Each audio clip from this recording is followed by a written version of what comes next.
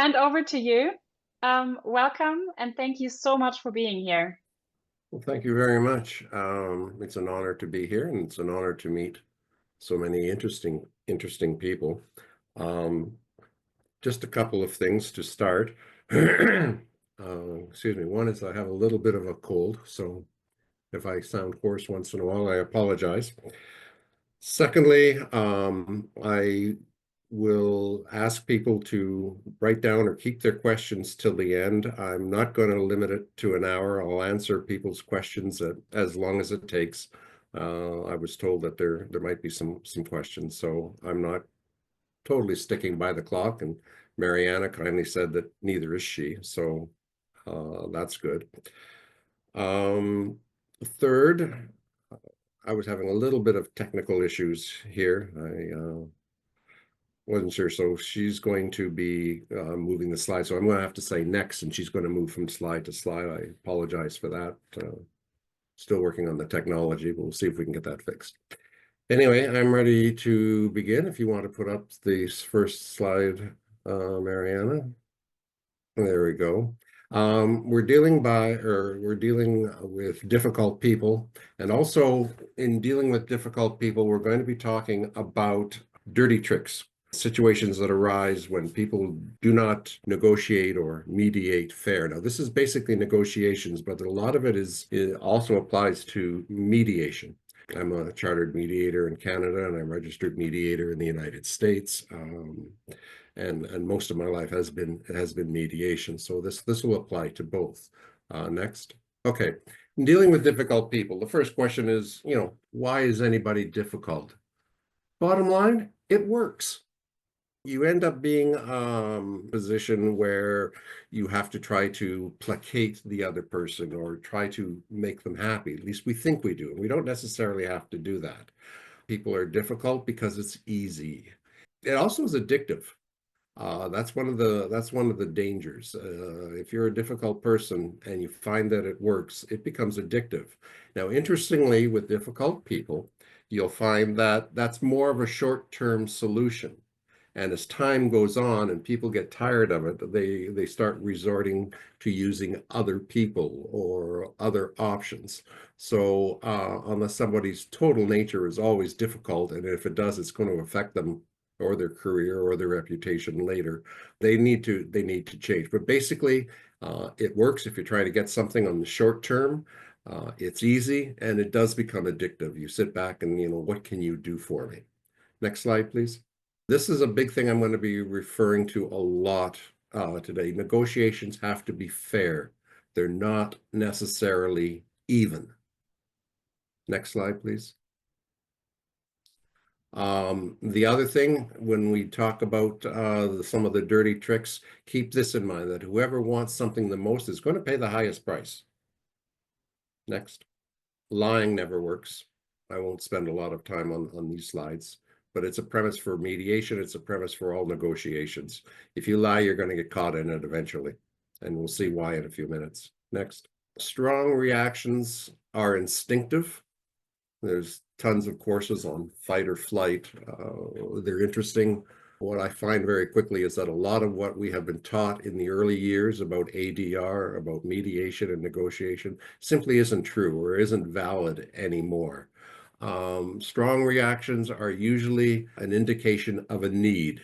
It might be a need for attention or recognition or something. Now, a word that I'm going to use a lot today is worthiness. A lot of issues have to do with being worthy. Am I worthy for the position I hold? Am I worthy to negotiate this point? Am I worthy to represent my superior in these negotiations? Next. One of the premises of all of this is that problems cannot be resolved at the same level that they were started at. We have to learn to create new realities, and we're going to be creating a lot of new realities today. Next, please. Shared interests. If you're negotiating, even if it's a bad negotiation, there is a shared interest. And if it's a harsh negotiation, don't dwell on the past. I'm going to teach you, or I'm going to give you a little later on, 2 words that could almost diffuse anything. They're two absolutely magical words, and you wouldn't believe the power of two simple words. Next, please. The other thing is do your homework. Be prepared. If you're negotiating something, or even if you're mediating it, though as a mediator, you don't have, you're not supposed to express opinions or anything like that, but it's having that knowledge is good. Read around the subject. Read around the topic of mediation, read around the subject of the negotiations. You might be negotiating X. Well, have a look at X minus 1, X plus 1. No castle that's built on sand is going to hold. The castle doesn't have to be that pretty, but the foundation does. Next, please. This we've been taught so often, don't impose your opinion, hard on the issues, soft on people. We're going to learn a little bit more about separating substantive issues from peripheral issues. That's a biggie. Next, please. Personal principles always reveal themselves. If somebody is being dishonest, if somebody is not being true to themselves, you're going to sense it. And if you're not being true to yourself, and you're not being honest with it, they'll sense it too. And always there's negative consequences. So in negotiations and in mediation, you have to be true to yourself. A good example of where that comes in mediation is where one party is represented by a lawyer and the other party is not. There is a strong natural instinct to help the party or to keep the other party that does not have legal representation there because we feel that they're basically disadvantaged. Got to be very careful on that. And this is where personal principles tend to show themselves sometimes. It's not necessarily bad, but you've got to be aware of it. Next, please. Okay. Usually I put this on the end of a lot of presentations. The next couple of slides are what I call the negotiator's code. They're my code. Next slide, please. Actually, the next two. These are what I follow. You'll see 5 and 6 there. You put in your own. Take this and make it your own negotiating code. Okay, next, please. I really wish I could be clicking on this. Okay, the other thing that comes up and sort of in the preamble here is that emotions generally should not have a place in either mediation for the mediator or in negotiations. Conflict will stir up strong emotions. Make sure that you're not swept into this, okay? Emotional responses usually are destructive, and there tends to be a natural thing where one person insults, the other retaliates. Doesn't get you very far. You want to keep emotions out. Okay, next slide, please. Again, some of this is pretty basic stuff, but this is just the preamble. Understanding your emotions, there's lots of courses on that. As I said, there's the flight or fight. Beware when the voice levels start to rise. Remember when people start to fidget. These are indications that it's coming, and you really can stop a lot of problems at that point. Next slide, please. Okay. This is some of the fight or flight thing, but the 4 voices and the 4 ears, the 4 tongues and the 4 ears. My favorite example is a husband and wife, and they're driving somewhere, and they come to an intersection, and it's a red light. And they're talking, or they're waiting, or they're doing whatever, and the light turns green, and she's driving. He's in the passenger seat, and he said, "Oh, light turned green." Now, she can take that a number of ways. She can say, what, does he think I'm stupid? I'm not a good driver? You know, what? I know the light's green. Or she can say, "Oh, thank you very much," when daydreaming. Or she can say, what, is he telling me to speed up? Am I driving too slow? Is he in a rush? Or do we have a problem because he's correcting me, he's maneuvering me, whatever. There are 4 or 5 different ways, but there's 4 basic ways that message, just the light turned green. Now, from his side, it could be any sort of reasons. They could be the same sort of thing. He could be like, hurry up, hurry up. And so everything that you say can be taken in terms of factual information, an appeal, self-revelation, or it could have to do with a relationship. So when you get 4 different ways it can be meant by the speaker, and 4 different ways that it can be heard. All of a sudden, you've got 16 variables to deal with. So keeping an eye, keeping focused is extremely important. And again, I put that in there just because, and again, a light is easy. A traffic light's a good example. You use a more complex one, and the listening skills become vital. Next, please. Okay, some of the dirty negotiating tactics. The first one that comes up often is take it or leave it. Now, that's one of the oldest ones, to be honest with you. They're trying to get up. It's a power play. They turn around and it's like an ultimatum. And really, a take it or leave it does not necessarily mean take it or leave it.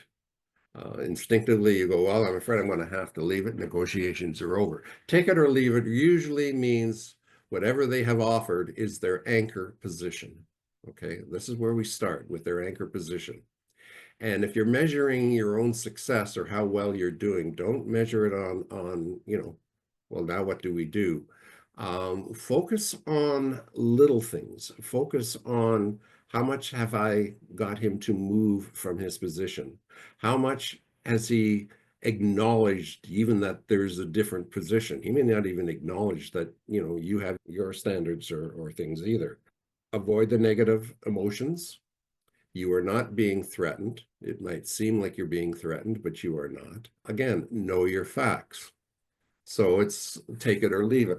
Well, I thought we were here to negotiate. Is this an either or? Do we have to do more research? Are we not prepared to look at variations? All of these types of things. Ask questions. By the way, whoever asks the questions is always, always, always in control of the conversation. Always. Whoever asks questions is in control of the conversation. So the trick is to slowly move that person away from the anchor position. Do not state your anchor position. I mean, you have to be aware of what your bottom line is, but you do not put your bottom line up against his, ever. You do not, if they use this tactic, even reveal your bottom line. We are now going to focus only on his position. And that, or his or her, I'm sorry. But at that point, your counterpart may say, well, how come we're only talking about me? Why not you? Well, you said take it or leave it, so we got to look at it. This is the it you've put out there. We don't have much of a choice, do we? So you start moving them gently, okay? Stay calm, stay professional. And as I said, the biggest thing is take it or leave it. It does not mean take it or leave it. Ultimatums are not negotiation killers. And to go back and say, well, he issued me an ultimatum, what could I do? No, doesn't work that way. Okay. Next slide, please. I can't authorize that. Wow, that's a good delaying tactic if there ever was one. Or it puts you on the defensive. It makes you back off a little bit. You don't attack me. Don't challenge me with facts and see if I know what I'm talking about. I can't authorize some of this stuff. Well, back to the questions. Why are we here? Why are you talking to us? We have to have the authority, the authority to do this. We need to have more facts then, or we need to have other people at the table. Maybe we bring in the adults, but do not sit down with somebody who doesn't have the authority. Make sure that they have that authority. Like I said, it's often a good delaying tactic. The other problem is that they're trying to imply, or very often imply, well, there's bigger forces here than us. I got background, I've got support, I got backup, stronger people, more knowledgeable people. Well, you turn around, great, bring them to the table. I do have that authority. So, maybe I should be negotiating with somebody else, or with you and somebody else. But just be aware that's usually a delay tactic, almost always. Sometimes people are afraid to take responsibility. And if they are afraid to take responsibility, then that means they really do not have that authorization. Okay. Next. One of the dirty negotiating tactics that is very frustrating is when they make fake concessions. They package something in a way that isn't 100% correct, or it's got other stuff in it that's got nothing to do with what you're talking about, and then they package it in nice wrapping paper with a big bow, and they put this down as a concession when it's really not. Chances are that the packaging is irrelevant to whatever you're negotiating at the time, or it may be something that was already agreed to. The person who's offering fake concessions may turn around and take a concession that you gave, or a concession that was agreed to between the two of you already, and repackage it as his concession and say, now, okay, now it's your turn. So again, keep score, take notes, keep the conversation going forward, but don't assume that because they say they made a concession that it was. If you're not sure, clarify. What was the concession? If we're talking about this point, where were we before this point came up, and where are we now after this point comes up? Okay. Next slide, please. Distraction. Good example of distraction is the used car salesman. Hey, trust me, the old stereotype thing on there. Let's bring in the showgirls. Let's have some, forget it. You want to stay focused. They're, again, just like the fake concessions, they're bringing in peripheral information and they're trying to package it. Don't be afraid to say, no, this isn't what we're talking about. I want to keep things really focused. One of the things that I use in mediation that I brought over to negotiation is something that I call the safe zone. In mediation, you have somebody that might have a litany of issues that they want to discuss. And so that they go through the whole thing and, no, okay, fine. We'll get to it. Let's stay on this point. Here's the parking lot. Here's the safe zone. We will get to it. We'll come back to it. And by the way, if it's in the safe zone, I'm promising we will address it. And I'm promising it'll be confidential. If this point is important to you, let's just put it there, but stay on this point. Identify and isolate each of the individual points. Okay. Somebody who used distraction, they may think that they're smarter than you. And to be honest with you, when somebody is negotiating with me and they think they're smarter than me, I love it. I really do. Let them keep thinking that if they want. But they can think that at the same time where you're saying, no distractions. And we're not eliminating your concern for these points. I respect your opinion. I respect your concern. Let's put them in the parking lot. And we'll have that discussion before this conversation or this meeting ends. And that's a pretty good way to force them to stay on target. Next slide, please. Speculation. We've all done it at one point or another. Speculation is one word for it. It's also the thing where if somebody talks, they want something so badly, so badly, they believe that it's actually a fact. And we've done that. Not good for negotiation, certainly not good for mediation. Best thing is to do your homework, dig out that concrete foundation, and don't build your castle in the sand. Have your facts ready, read around the subject again. What'll be often happening is that speculation can be very compelling. It can seem very real. It can make a lot of sense, but you verify. No, it's not that I don't believe you. I just verify everything. The trouble with speculation too, or dealing with anything that isn't 100% factual, is that all of a sudden the two of you are now negotiating a new reality. That's not really a reality. You stick to your realities that were, determined before you started your negotiation. Again, it can be very impressive, but it doesn't mean that it's true. Okay. Next one, please. This one is a little bit like a kid. I don't care. I don't care what you think. I don't care what you want. I don't care if we don't come to an agreement. It's not that important to me. You've got to be careful here with these people. Beware of the glass jaw. When they say that, to come back too strongly could end the negotiations right there. That usually means that they've got a glass jaw. They don't take a lot of heat in a negotiation. You just tell them, well, if you don't care, well, that's how much credibility I guess I have to give to your position. The more you care, obviously, the more I'm going to care, and the more I'm going to believe in you that we've got mutual goals. should we be, or should I be talking to somebody who does care? Would you rather me, and rather than just blaming him, say, would you rather me find somebody who doesn't care on our end too? Let's reaffirm our commitment here as to what we're trying to do.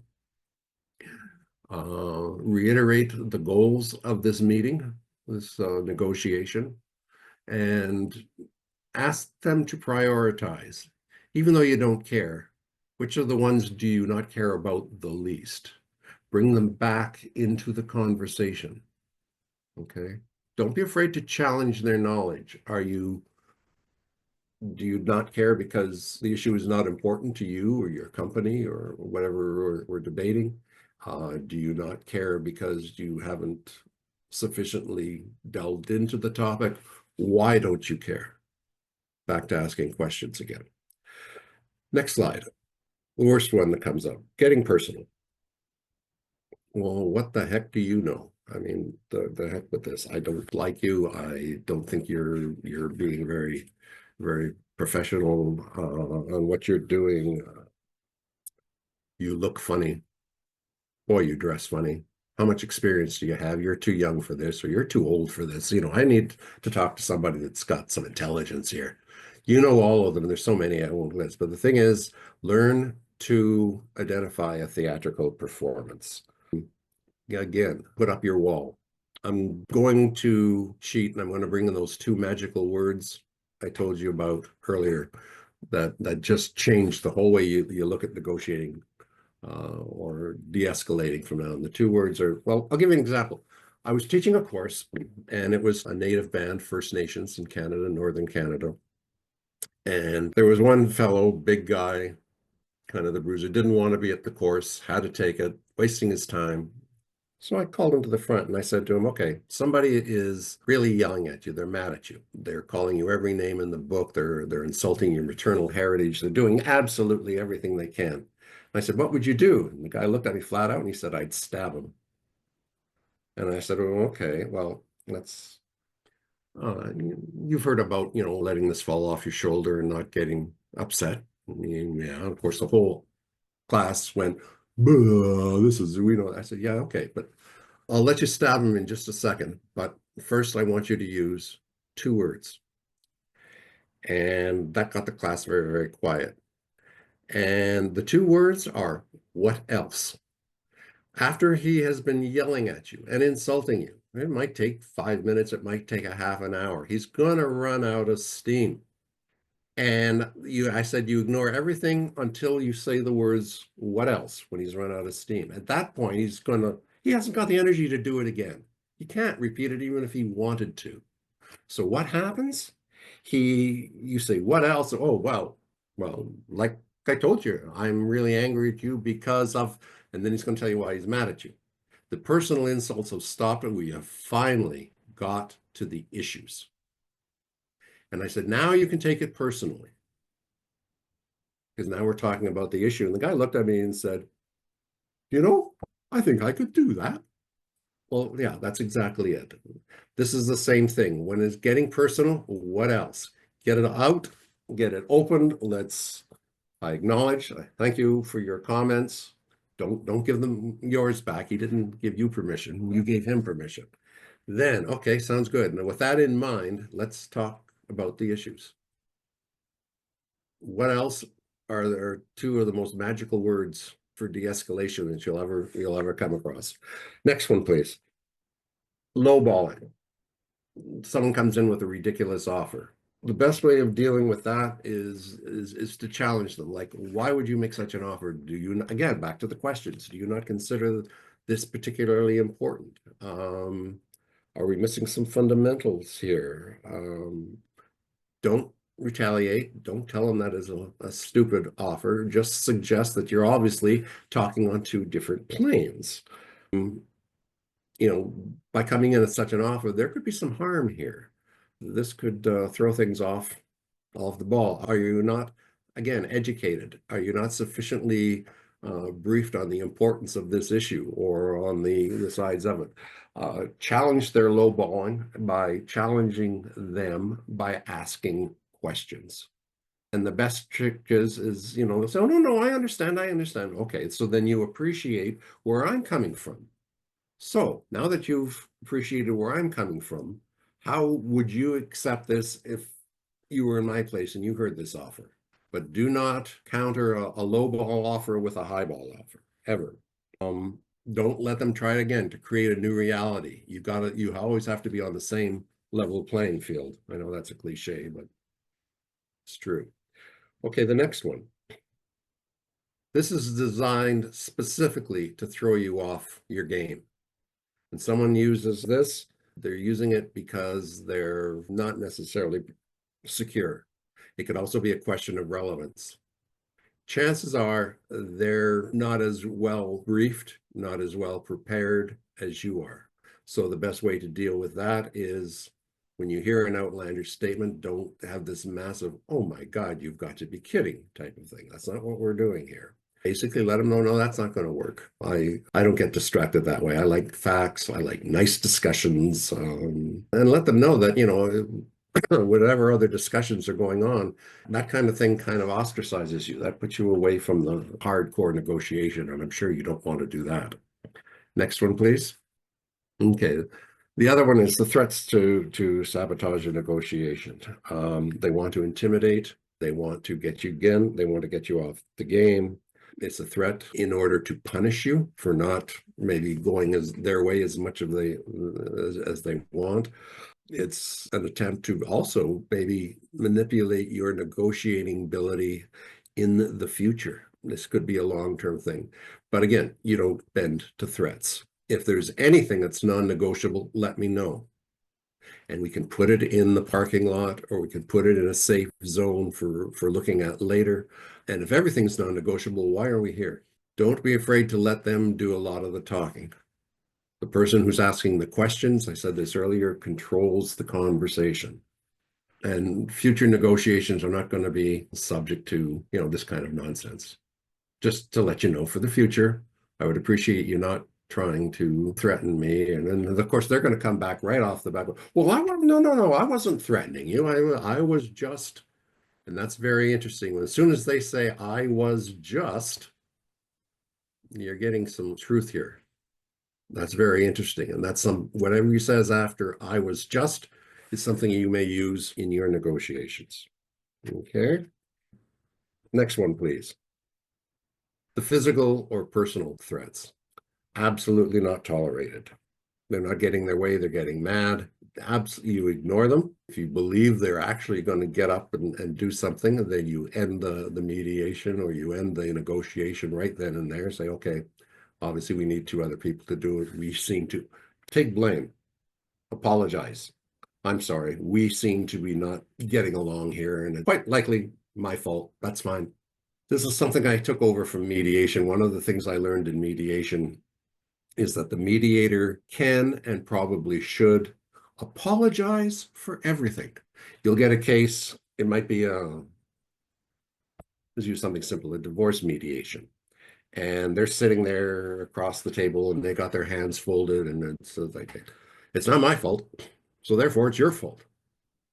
Well, if the mediator says, well, I'm sorry, it's my fault, I should have, positioned you guys better to discuss this, they'll go, not my fault. I wish it was my spouse's fault, but if the mediator says it's his fault, okay, as long as it's not my fault, that's cool. I mean, apologize for everything, for the weather. Sorry, I forgot to ask the man upstairs to make it a little warmer today, or a little cooler. Don't be afraid to apologize. And basically, parties in mediation will be very eager to forgive the mediator. And so I took that over into general negotiating. Again, it de-escalates. The same thing. If the threat's real, then you end it. If it's for effect, I'm not going to tolerate it. Be strong, but gentle. And don't be afraid to tell them that gentleness comes from strength, not weakness. And my negotiating skill or my negotiating tactics may be very even keeled in terms of emotion, but that does not mean I'm weak. So, end it. That's it. We're not going to deal with it. We're going to move on now to the types of difficult people that you may face. First one is the bulldozer. Bulldozer is one that knows everything. He's pushing his point through. He may be pushing the point through because he's the boss and he knows everything. He's been doing it for 40 years. You're not going to come even close to knowing what he knows. You're not going to come close to experiencing what he experienced. How do you deal with a bulldozer? Well, again, make sure you've done your homework. Sorry, it sounds boring. I keep saying do your homework. I mean, you wouldn't believe the strength of negotiating when you not only have done your homework, but you've read around the subject, as I mentioned earlier. You never confront or disagree, but you suggest there might be other ways of doing this. You suggest that you're impressed with his past knowledge. Ask him if he's open to change or to new ideas. Ask him if you can bring in new factors that he may or may not have considered. Be fairly passive with a bulldozer. Force versus force doesn't usually work. Again, ask lots of questions. Be impressed with what he knows. But that does not mean you minimize what you know. Wow, and this is where I come from. And if we could combine this or we could add this, show the bulldozer the benefits of not just sticking to the way things have been done before. Okay, let the bulldozer promote you in his mind to be the expert. He'll promote you to be an expert if he figures you got a head on your shoulders. And the first measure of when you have a head on your shoulders is when you acknowledge him as the know-it-all. When you acknowledge him, when you do that, you're set. Okay. Next one, please. Complainers. We all know about complainers. I'm not going to spend a lot of time telling you how they complain, but if they complain, it's a sign of weakness. It's a sign of weakness within themselves that they are aware of. We're not judging them to be weak. I should clarify. I did not mean to be judgmental, but they're complaining. It might have been that they had very strict parents. I'm making a very simple example again, but they always had to justify what they're doing. Complainers are often justifiers. And really to justify in a way is to complain. I shouldn't be held accountable. I shouldn't be blamed. Why are they angry at me? What happened? Did I lose myself? There we go. Okay. Deal with them, agree with them. Yeah, I can see your point of view.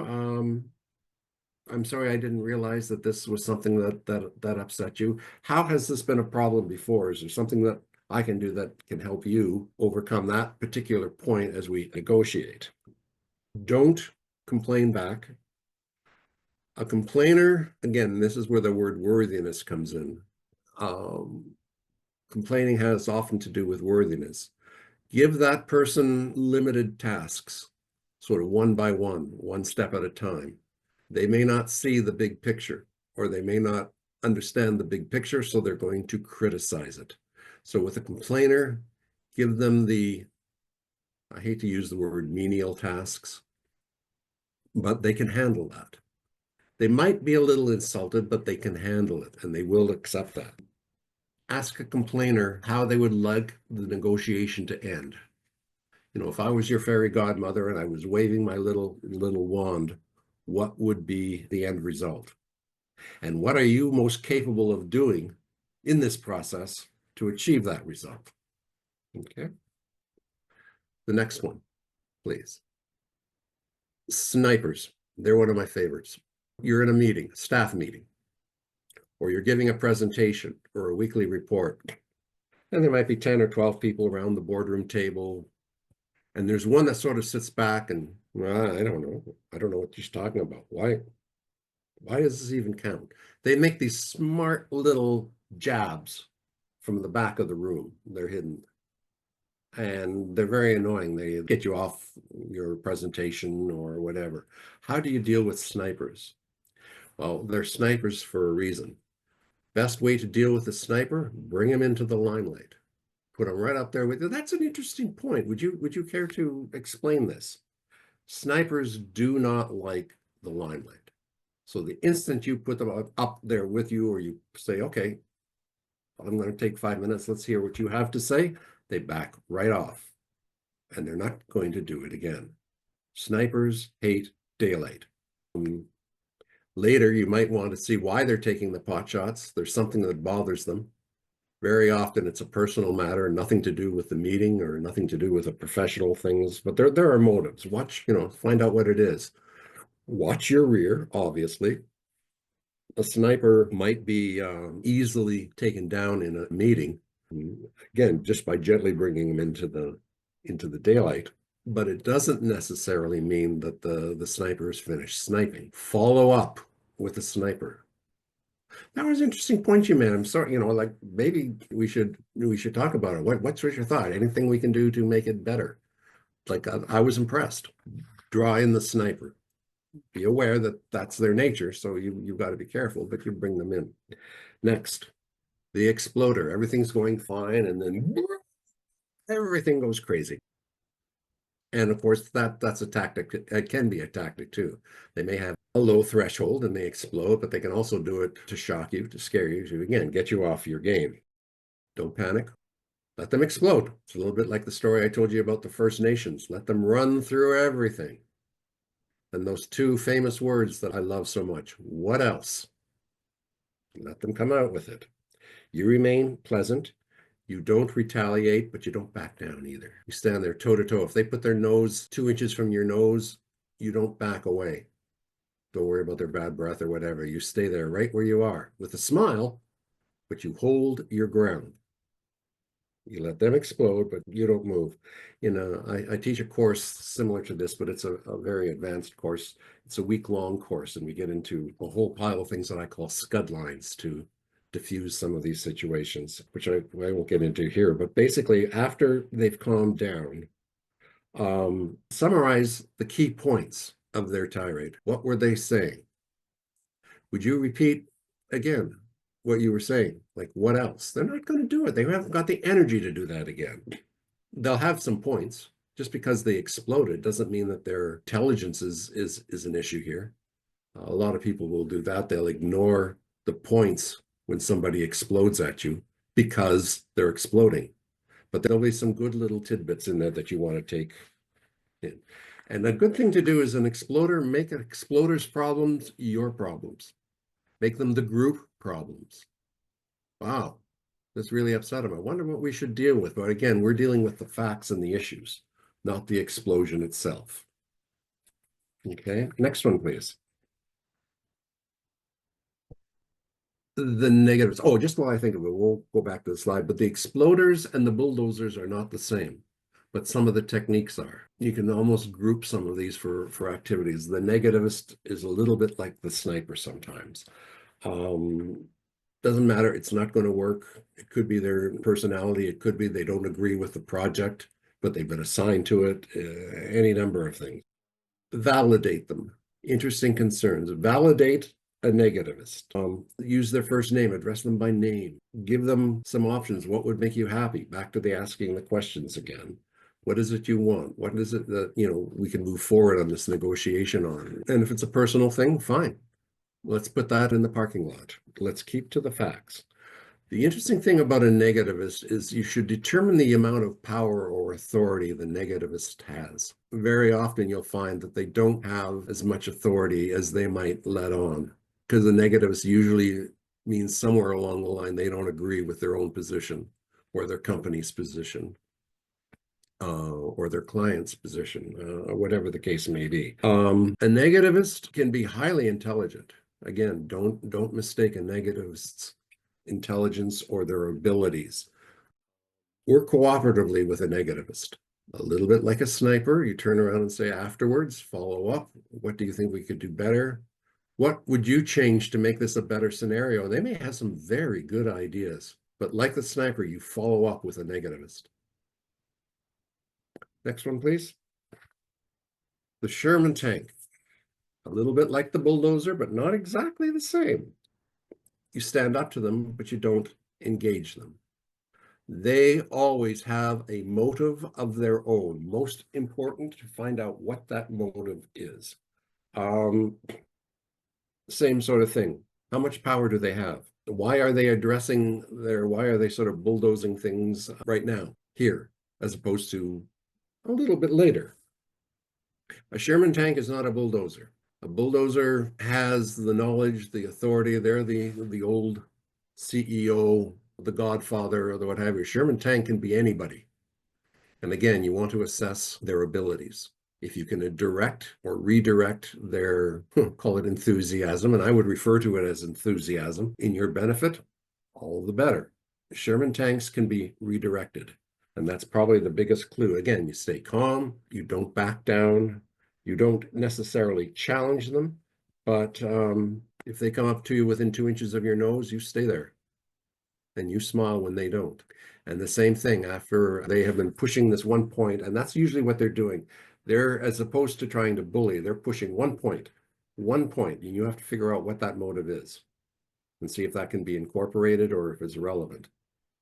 But a Sherman tank, as opposed to a bulldozer or an exploder, is pushing a single point, probably exaggerating that point beyond what it should be. Okay, next one, please. The pretenders. They know everything about everything. You want me to tell you how you deliver a baby? I'll tell you how you deliver a baby. I can tell you how to make the best wine in the world. Cars, you got a mechanical problem? Oh, hey, I know that too.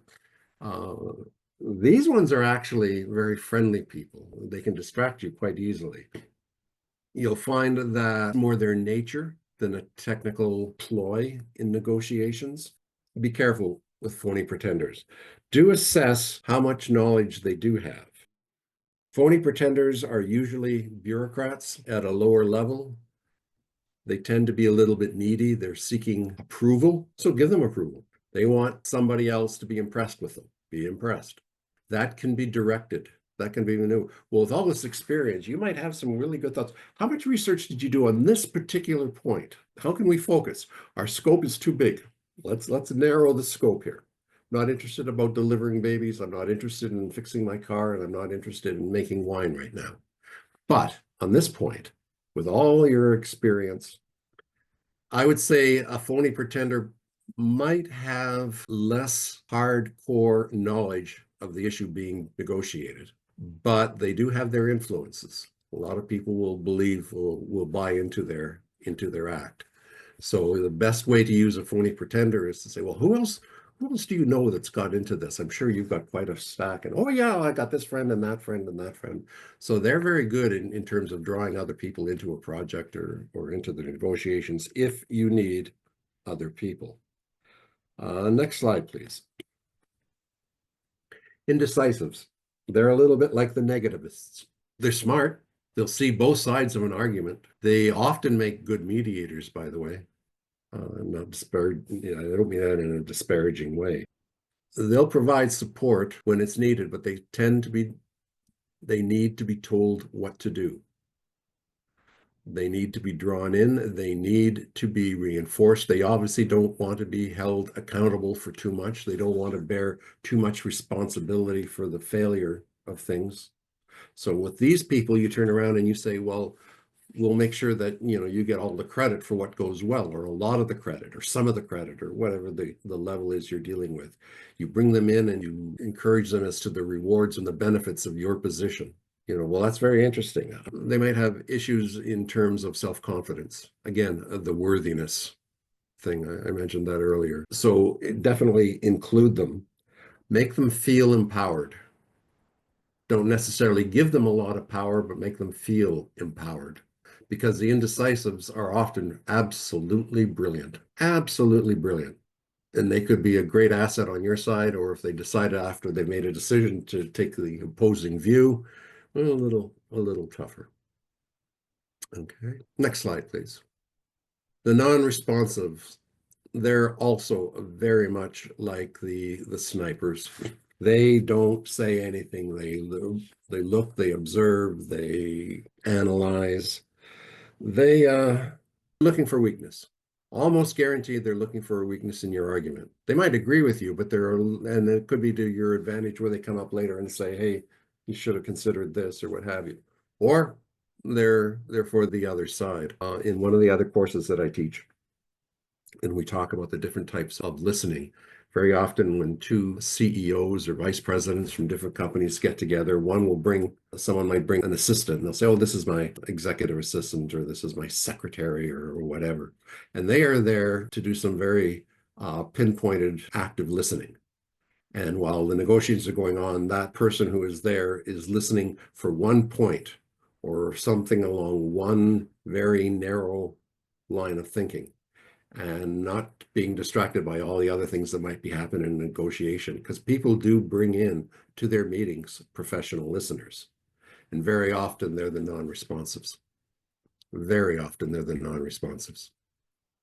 So the non-responsive could be non-responsive for their own sake or on behalf of somebody else. Be very honest with the non-responsive. No Feldegarb, no game playing. This is where you need to be honest and you need to be factual, because they will analyze, whether it's for themselves or reporting back to somebody else. So be aware of a non-responsive. Next, please. And that should be the last of these, I believe. No, second last. The super agreeables. Again, the car salesman. I'm picking on car salesman. I had a very good car salesman not too long ago. I shouldn't do that. But they're the ones that they'll agree with anything you say. But they're also the rats, the squealers, the informants. Super agreeables have almost no authority. Emphasis on the almost. They don't, you almost wonder why they're there. And chances are it's to sell you on something or to bring you to their way of thinking. Again, you play the game. You don't become a super agreeable back to them. You stick with your facts, you stick with whatever. Your approach to them is no different than your approach to some of the others in terms of what you're there negotiating about. But be aware that you might want to not tell the super agreeable absolutely everything. This is a good case where if you have prioritized your issues, you know which ones in the priority you might discuss with the super agreeable, and it's usually the bottom half of the list of priorities, not the top half. Okay, next slide, please. I guess these days one has to be politically correct.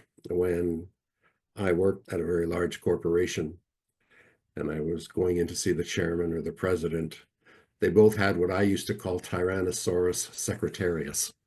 And that's not polite anymore. You don't use those terms, but basically it is somebody who gets their power from somebody else. You'd be surprised how often an executive assistant will come out strong, come out heavy, come out giving orders, and they're doing it because they answer to the chairman, they answer to the mayor, they answer to the president, or they answer to the premier, or whoever it may be.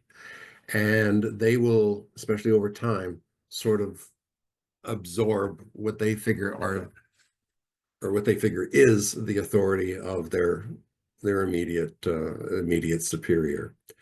Best thing to do is to follow along. You don't necessarily have to take their arguments, but give them the information that you would give if you were talking to the chairman or the mayor. They will pass on everything because they need to know at all times where where their superiors stand so that they can give the orders. Either they love to give orders, they love to be an authority, and the only way they can do that is to almost humble themselves to their own boss. So again, if you have a priority, you might say one or two of the top two and hold back, but give them a little bit more information than you would the super agreeable, to say the least.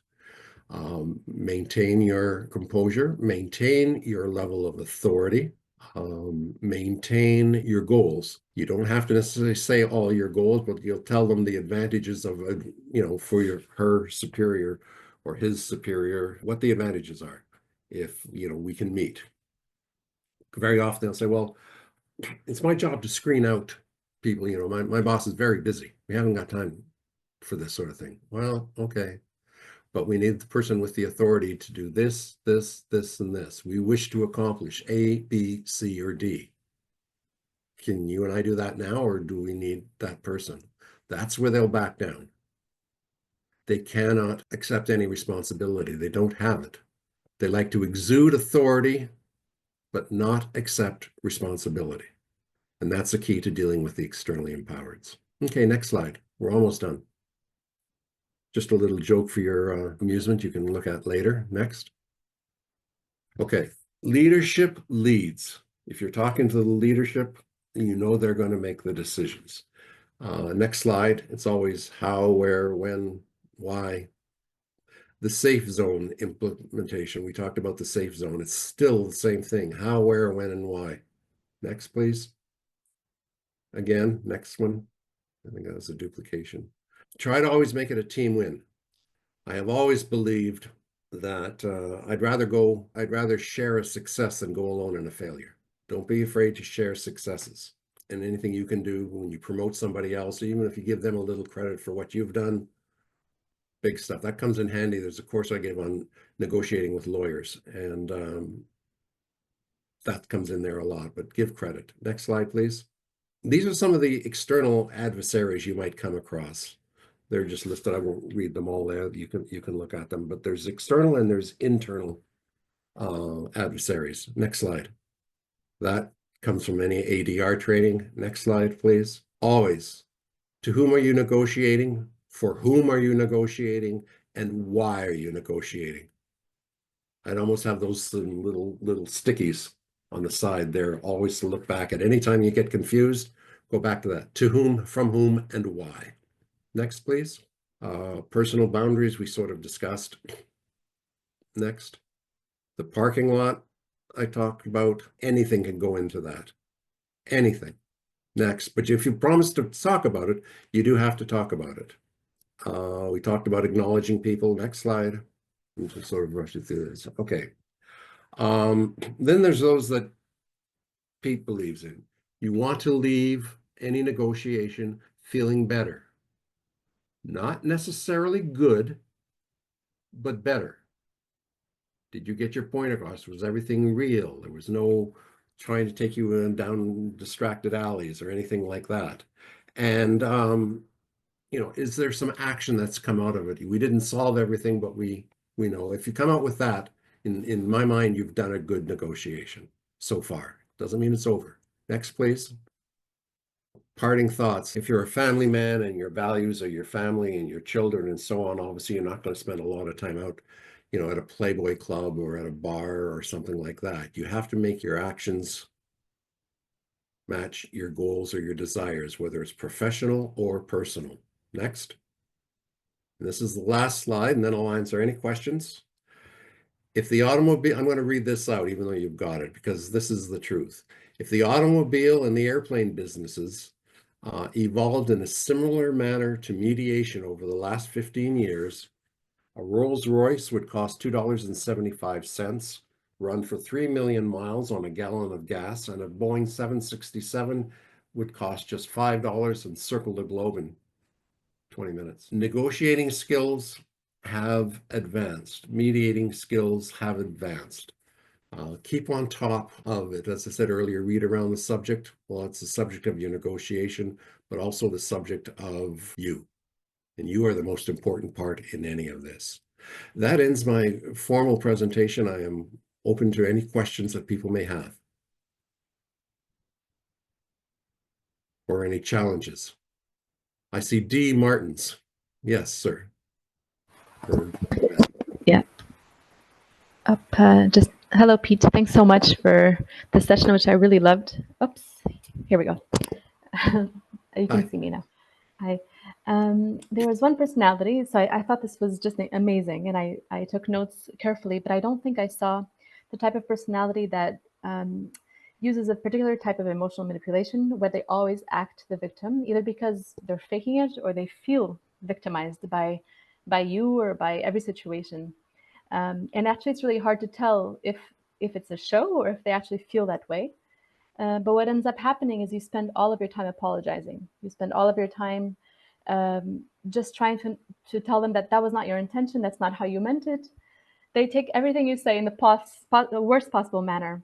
And so there's not even a space for your own interests at the table. What do you think?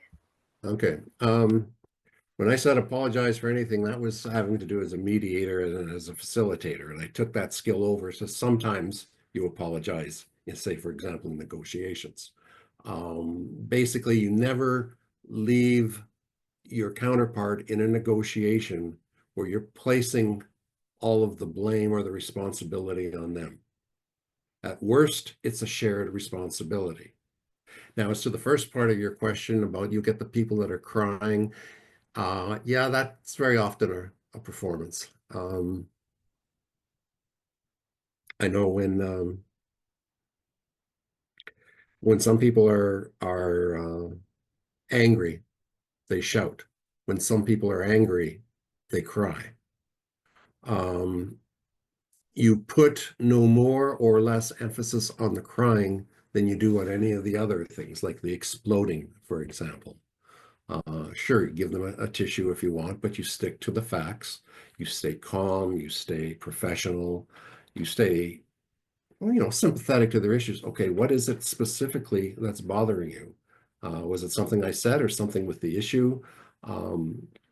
Allow them to get the composure, but go back to the asking questions. Again, if you ask the questions, you're controlling the conversation. But don't treat crying anything more or less than another, symptom of being drawn off course. Thank you. Anyone else? Thank you for the wonderful. Oh, thank you very much, Suresh. Very kind. Any other questions? If you don't These are want to all- pick it, sorry, if you don't want to turn on your microphone, you can also write it in the chat and we can read the question out loud. Now is your chance to ask a bit more questions if you like to. Absolutely. Again, in a longer course, it's interesting is how you would react to, for example, the exploder or the sniper or the bulldozer or so on. It also depends what kind of person are you in other courses where we get in. This is sort of a summary of a lot of things. Which one are you naturally? And everybody has to choose, and no one in this world is perfect. We all fit into that category. We do some tests to see where you might fit in that category. So which techniques are better for you to use in addressing a bulldozer, depending on who you are? What if you're not the quiet type, or you're not you tend to be rather gregarious? It's your job to be gregarious. So do you start to try to overpower or match the bulldozer? Well, no. But it's very interesting how you would apply. Everybody here would apply their own standards, or they would think, well, what would I do if I had this person? Or I had that person. And yeah, that sure sounds like the complainer to me, or that sure sounds, we all have people that we would identify with. And you know better than anyone else whether it's worked or not so far. Well, thank you very much. I appreciate all the nice comments I'm getting. Yeah, as a negotiator, perhaps not applicable to a mediator. Might not be applicable to mediation, but definitely applicable to a mediator. Absolutely. Again, from time to time, I said I am a hostage negotiator as well, and it was interesting there. Everything that they taught us when we were being a hostage negotiation students, if you want to call it that, everything they taught us was almost the antithesis to what we learned being trained in ADR. We almost had to unlearn how to be a mediator to be a hostage negotiator. Because in mediation, you look for, as much as I hate the expression, win-win, or everybody gains, or everybody loses. In a hostage negotiation, there's going to be a loser. Total different reality. So now we have to decide, what are the goals? Well, that's for each side, totally different way of thinking. So I would disagree with that comment that the negotiation skills don't apply to mediators. But you're right, they do not apply to mediation.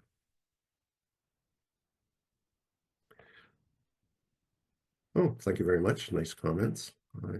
Any other questions? Comments? I'm fine to if you don't agree with me, don't be afraid to disagree with me. There are some questions coming up. The first Okay. one is if you can suggest some books that are good. Maybe you can write them to me via email, and then I can share the list with the participants. My email is info, I-N-F-O, at thenegotiators.com. I have a small mediation arbitration firm with some offices in Canada and the States. Not too big. It's called The Negotiators. And if you write info at The Negotiators, I'll respond to any questions that come up. There are two more questions in the chat. One is from Vanya. Thank you for your question. And it's, what if bulldozers ignore your other ways or suggestions? Bulldozers will try to ignore you. Again, you do your homework. You have your facts. You ask the questions. The bulldozer has to see what's in it for me or what's in it for my company. I mean, a bulldozer will, like I said, you let the bulldozer elevate you to the level of expert. You don't tell him or her that you're the expert. And they're always the tried and true. Guaranteed, a bulldozer is the tried and true. It's worked for the last 40 years. It'll work for the next 10 at least. Well, maybe, but maybe we can get it to work better. Every bulldozer likes to have things better. And when you include them as part of it, when you add to their reality, you get promoted as an expert very quickly. There is another question which goes, can you insist on a timeout when talking to an exploder? Taking a timeout? While talking to an exploder. That is the preferred, popular solution. I don't believe so. Deal with it right there. Deal with it until it's done. The idea is let's take a break and come back has not dealt with any issue. Any thoughts about judges sitting in with counsel for ADR with clients? I used to be the executive director of the Alberta Arbitration and Mediation Society, and some of the biggest complaints that we got against mediators, or we'd get them, were from judges who thought they were mediators. The most serious, or retiring partners from a big law firm. Judging and mediation are not the same thing, so I'm not sure what the person who asked that question meant. Lawyers are often involved in negotiations if you have two teams or you're dealing with contracts or renewing contracts or labor disputes. Dealing with lawyers is a whole different thing on its own. In mediation, lawyers can be a pain. Lawyers can also be incredibly invaluable. They can also control their clients if their clients tend to be a little emotional. The only thing I don't like is when you have one side that comes to a mediation, if we're talking, and I gathered we were talking mediation from the question. If one side comes with a lawyer and the other side does not, that can be a little bit awkward. Again, human nature is that you want to err on the side of the person who's unrepresented, and then you got to be careful that you're not appearing to be biased. But as I said, in negotiations with lawyers, that's a whole different field altogether. And in mediation, if a lawyer's coming, I try to get both sides to either bring a lawyer or both sides to come alone.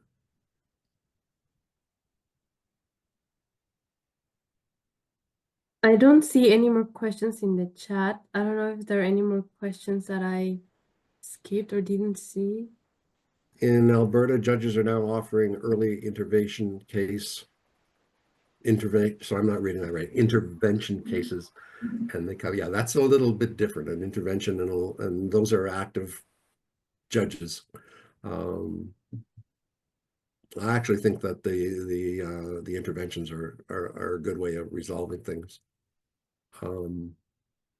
especially if mediation didn't work. But yeah, in Alberta, where I live at the moment, judicial interventions they're a pretty good thing.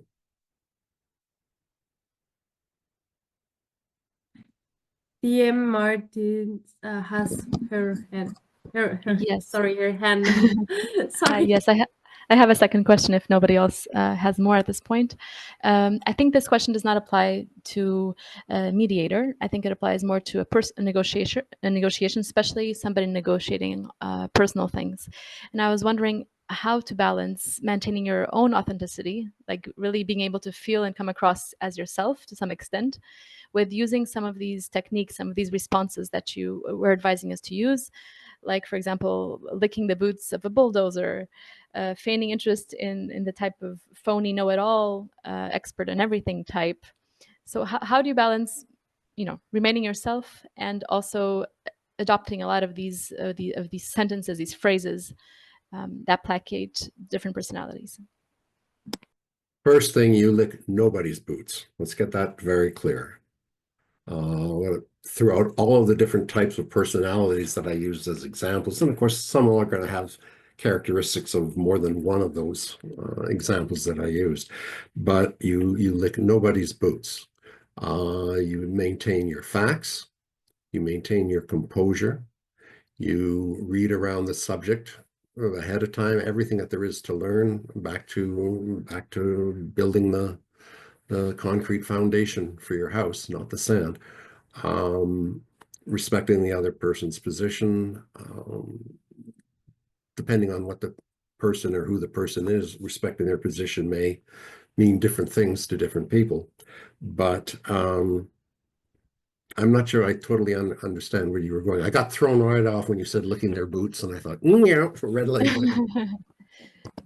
Yeah, I mean, for example, when you are mediating, or maybe not mediating, but facilitating a group discussion, and you have somebody who keeps on interrupting because they're the know-it-all or the sniper in the back of the room, in giving them a lot of attention, in giving them in using some of these techniques where you give them the floor, where you say, oh, how interesting, or if you have somebody who's a bulldozer and you try to go along with their viewpoint in order to gain their interest in the long run, I think there might be a risk of losing your own stance, of losing your own personality, or authenticity. Would be the word I would use. Maybe I'm wrong. I would most respectfully disagree. It's your authenticity, your authority, the reason that you are there negotiating or teaching or whatever the case may be. You basically make that as a taken for granted. You are there because you are there. You do not have to defend who you are. You do not have a worthiness issue. And that goes back to that worthiness again. All sorts of people may interrupt your presentation or interrupt a meeting. If it's a true sniper, that'll be why. They don't want the limelight. If a bulldozer keeps coming in, again, we talked about how you deal with them, but do not necessarily categorize them. And how would I say that? Don't change, not categorize, don't change who you are in dealing with any of those people. As I said, sometimes you're going to get a combination. You can get a bulldozer who is also a Sherman tank. Don't kid yourself. And learning to identify that comes from time and experience. A lot of people already know, a lot of them don't. Even here, a lot of people go, yep, I know what he's talking about. And some will say, well, I've never met that, or that's interesting. No, but you do not have to worry about worthiness. Do not even question your own worthiness or your role during a negotiation. Thank you very much. Yeah.